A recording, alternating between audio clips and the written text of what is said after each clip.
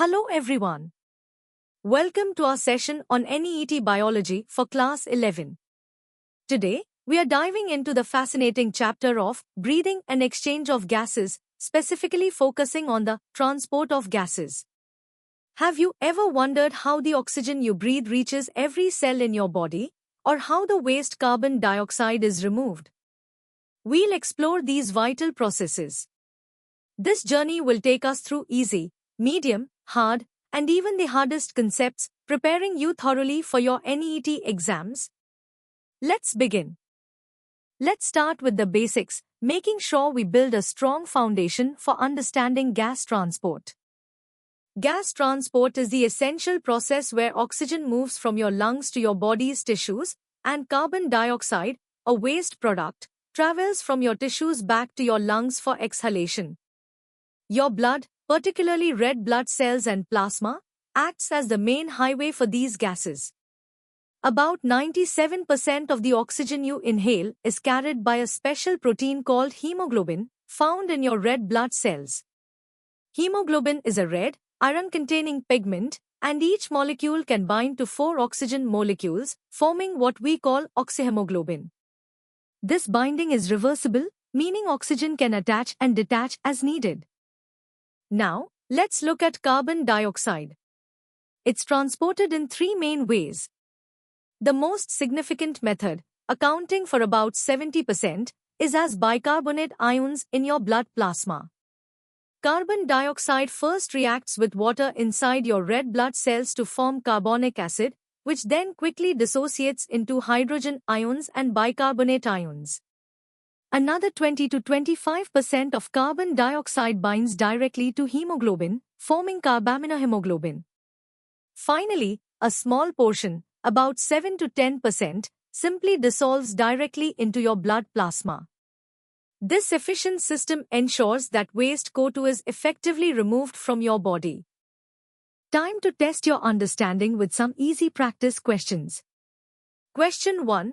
What percentage of oxygen is transported by hemoglobin in the blood? Question 2. Name the 3 main forms in which carbon dioxide is transported in the blood. And question 3. What is the primary protein responsible for oxygen transport in human blood? Take a moment to think about your answers. Ready to go a bit deeper? Let's unravel the intricate mechanisms behind gas transport. Hemoglobin, the star of oxygen transport, is a complex protein composed of 4 polypeptide chains and 4 heme groups, each with an iron atom that reversibly binds oxygen. In the lungs, where oxygen partial pressure is high, oxygen readily binds to hemoglobin, forming oxyhemoglobin. Conversely, in the tissues, where oxygen partial pressure is low and the environment is more acidic due to higher carbon dioxide and temperature, oxyhemoglobin releases its oxygen. This process is crucial for supplying oxygen to active cells. Interestingly, the binding of one oxygen molecule to hemoglobin actually increases its affinity for the next, a phenomenon known as cooperative binding. The oxygen-hemoglobin dissociation curve is a vital tool for understanding oxygen transport. Its characteristic S-shape, or sigmoidal curve, illustrates hemoglobin's oxygen saturation at different partial pressures. The plateau region, at high PO2, shows that hemoglobin is almost fully saturated in the lungs, ensuring maximum oxygen loading. The steep slope, at lower PO2, demonstrates that even a small drop in oxygen levels in tissues leads to a significant release of oxygen, vital for active cells. Factors like increased carbon dioxide, higher acidity, lower pH, and increased temperature, collectively known as the Bohr effect, shift this curve to the right, meaning hemoglobin releases oxygen more easily, especially in metabolically active tissues. Now, let's delve into the detailed mechanisms of carbon dioxide transport. While a small amount dissolves directly in plasma, the majority is transported as bicarbonate ions. Inside red blood cells, carbon dioxide rapidly combines with water, catalyzed by the enzyme carbonic anhydrase, to form carbonic acid. This then dissociates into hydrogen ions and bicarbonate ions. The bicarbonate ions then move out into the plasma, and to maintain electrical balance, chloride ions move into the red blood cells, a process called the chloride shift. The Haldane effect also plays a crucial role. Deoxygenated hemoglobin has a greater capacity to carry carbon dioxide and hydrogen ions than oxygenated hemoglobin, making it highly efficient in picking up CO2 from tissues. Let's challenge your understanding with 5 medium-level questions. Question 1. Explain the sigmoidal shape of the oxygen-hemoglobin dissociation curve. Question 2. What is the Bohr effect, and how does it influence oxygen release? Question 3. Describe the role of the enzyme carbonic anhydrase in CO2 transport. Question 4. Briefly explain the chloride shift. And question 5. What is the Haldane effect, and how does it relate to CO2 transport? Pause and formulate your responses. Ready to tackle some harder concepts? Let's connect these ideas to broader physiological principles. The movement of gases is fundamentally driven by partial pressure gradients. In the lungs, alveolar partial pressure of oxygen is high, while that of carbon dioxide is low. This creates a steep gradient, causing oxygen to diffuse rapidly into the blood and carbon dioxide to diffuse out. The reverse occurs in the tissues, where metabolic activity creates a low oxygen and high carbon dioxide environment, driving oxygen into the cells and carbon dioxide into the blood.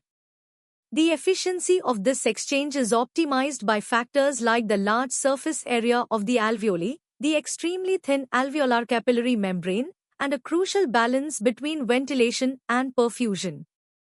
Quantifying oxygen transport involves understanding hemoglobin saturation, which is the percentage of hemoglobin binding sites occupied by oxygen. A key metric here is the P50 value, the partial pressure of oxygen at which hemoglobin is 50% saturated. A higher P50 indicates a lower affinity for oxygen, meaning hemoglobin releases oxygen more readily, which is beneficial for tissues. Factors like increase to 3 bpg, acidity, and temperature can increase P50. For carbon dioxide, the detailed chloride shift is crucial. In tissues, as bicarbonate ions are formed in red blood cells and move into the plasma, chloride ions move into the red blood cells to maintain electrical neutrality. Hemoglobin also acts as a vital buffer, picking up hydrogen ions produced during CO2 transport, preventing drastic pH changes in the blood. Regulation of gas transport is a complex interplay. The respiratory centers in your brainstem, specifically the medulla and pons, control your breathing rate and depth, thereby modulating alveolar oxygen and carbon dioxide levels. Chemoreceptors, both central in the medulla and peripheral in the carotid and aortic bodies, constantly monitor blood pH, carbon dioxide, and oxygen levels. For instance, a rise in blood carbon dioxide or hydrogen ions stimulates these receptors, increasing breathing to expel excess CO2. On a cellular level, chemical factors like partial pressures, pH, and temperature directly influence hemoglobin's affinity for oxygen via the Bohr effect, ensuring that oxygen is delivered precisely where metabolic demand is highest. Now, let's challenge you with 7 hard-level questions. Question 1. How do partial pressure gradients drive both oxygen loading and unloading? Question 2. Define P50 and explain its clinical significance. Question 3. Detail the mechanism of the chloride shift and its reversal. Question 4. How does hemoglobin act as a buffer during carbon dioxide transport? Question 5. Describe the roles of central and peripheral chemoreceptors in regulating gas transport. Question 6. Explain how the Bohr effect ensures efficient oxygen delivery to active tissues. And question 7. What is the importance of carbonic anhydrase in efficient CO2 transport? Take your time to construct comprehensive answers. All right, future medical professionals. It's time to push our limits and explore the cutting edge and competitive depths of gas transport. This is where NEET aspirants truly shine. evolution has sculpted diverse and ingenious solutions for gas transport. Beyond human adult hemoglobin, we see fetal hemoglobin with a higher oxygen affinity, ensuring efficient oxygen transfer from mother to fetus. Myoglobin, a single heme protein in muscle, acts as an oxygen reservoir, crucial for sustained muscle activity. Furthermore, many invertebrates utilize alternative respiratory pigments like hemocyanin, which is copper-based and blue, or hemerythrin, an iron-based pigment, each finely tuned to their specific environments and metabolic needs.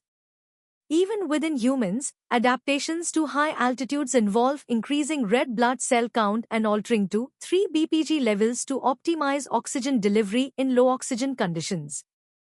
At a molecular level, hemoglobin's function is a marvel of allosteric regulation. It exists in two primary conformations, the TENS or T state, which has low oxygen affinity, and the relaxed or R state, with high oxygen affinity. Oxygen binding stabilizes the R state, while its release favors the T state.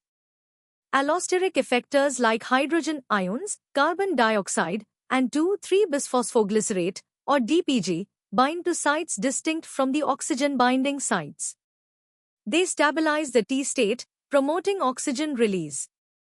For instance, the Bohr effect is a direct consequence of hydrogen ions binding to hemoglobin, inducing conformational changes that reduce its oxygen affinity, ensuring oxygen is readily offloaded where it's most needed. A quantitative understanding of gas transport relies on principles like Fick's law of diffusion. This law explains that the rate of gas movement across the alveolar capillary membrane is directly proportional to the surface area and the partial pressure gradient, and inversely proportional to the membrane thickness. Crucially, optimal gas exchange demands precise ventilation-perfusion matching, meaning a balanced ratio of air flow to blood flow in the alveoli. Any mismatch can severely impair gas exchange, leading to conditions like hypoxia. While blood carries about 20 milliliters of oxygen per 100 milliliters, its capacity to transport carbon dioxide is significantly higher, thanks to the multiple efficient mechanisms we've discussed, such as bicarbonate formation and carbaminohemoglobin. Understanding the pathophysiology of gas transport disorders is critical. Anemia, a reduction in hemoglobin or red blood cells, directly impairs oxygen carrying capacity, leading to tissue hypoxia.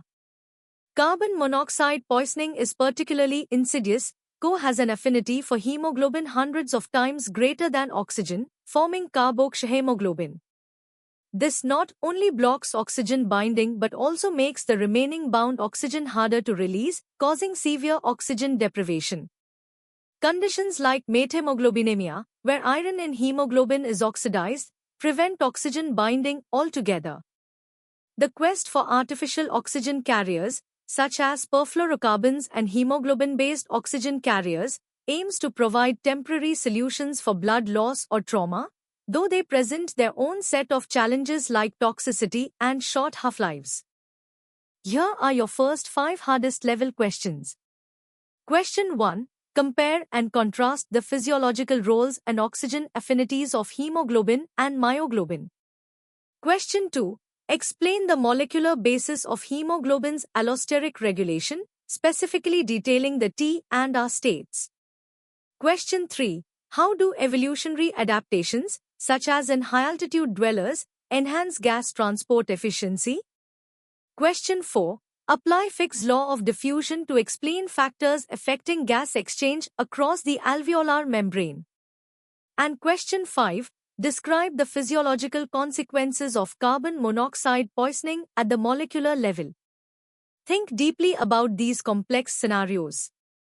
Continuing with your hardest level challenge, here are questions 6 through 10. Question 6. Discuss the concept of ventilation-perfusion matching and its importance in optimal gas exchange. What happens during AVQ mismatch? Question 7. Explain the role of 2,3-BPG, DPG, as an allosteric effector of hemoglobin and its clinical relevance. Question 8. Differentiate between oxygen carrying capacity and oxygen content of blood, providing typical values. Question 9. Outline the major challenges and potential benefits of developing artificial oxygen carriers. And question 10. How does methemoglobinemia impair oxygen transport, and what are its potential causes? These questions demand a comprehensive and integrated understanding. You've just completed an in-depth exploration of transport of gases, from the basics to advanced competitive concepts. Mastering this topic is crucial for your NEET success. Remember, consistent practice and a clear understanding of fundamental principles are key. For more such comprehensive educational content, practice questions, and detailed explanations, head over to synapse.omaps.in. Don't forget to like this video, share it with your friends, and subscribe to our channel for regular updates and more engaging lessons. Keep learning, keep growing, and keep aiming for excellence. See you in the next session.